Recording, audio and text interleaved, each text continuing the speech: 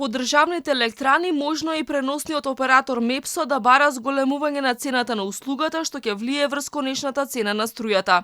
Ова за медиумите го потврди првиот човек на компанијата Орхан Муртезани. Засега не открива за колкаво покачување би станувало збор. Енергетските компании ги прават последните калкулации. Според него, потегот на македонски железници транспорт кои сега немаат снабдувач и влече струја од Мепсо, немало да предизвика дополнителни загуби за фирмата, бидејќи сметките ќе биле наплатени. Откако ќе добиеме формална најава дека ќе се врши промена на цената, Мепсо ќе ги направи сите пресметки и навремено ќе бидат доставени до регулаторната комисија. И постои можност да побарате поголема цена, да се зголеми трошоците? После најавата тоа ќе зависи од пресметките. Ако пресметките покажуваат дека ќе треба се зголеми преносната тарифа на Мепсо, секако дека ќе побараме. Премиерот повторно смирува, ценовен шок за граѓаните ќе немало. Цените што биле понудени дури овозможувале намалување на цената кај малите потрошувачи. Ковачевски не кажува со која сума финансиски ќе се интервенира за да се надомести разликата меѓу поголемата производна цена на ЕСМ од 73 евра за мегават час и понудената од 56 евра.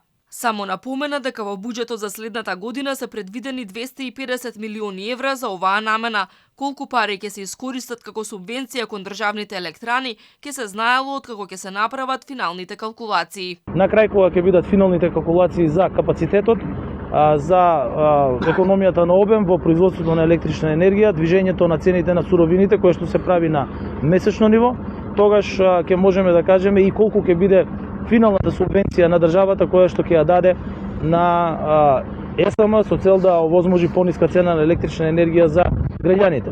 Инаку од она што го имаме досега за 2022 година, Северна Македонија е држава која што најдобро ја помина енергетската криза. За сега се знае дека АД-ЕСМ понуди за 16% повисока цена на струјата на тендерот на универзалниот снабдувач Евана Хом. Сегашната цена од 48 евра за мегават час се зголемува на 56 евра.